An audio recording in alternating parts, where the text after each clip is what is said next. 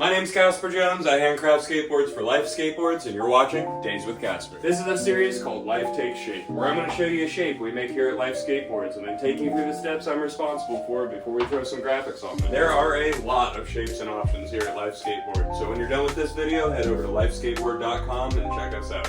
And don't forget to subscribe. You can catch me doing this work live and ask any questions you've got for me. If you catch those lives, you'll see the rest of the process, like gluing, pressing, cutting, and even graphic application. But for this series, we're going to focus on shaping. Hope you enjoy Life Takes Shape. Today on Life Takes Shape, we've got the big dump truck. This thing has a length of 33.5, a width of 10.5, a 6.7-inch nose, an 8.8-inch tail, and a 16-inch wheelbase. You can get whatever wheelbase you want. After this video, just go to lifeskateboard.com and get a life. I'm going to shut up and shape this.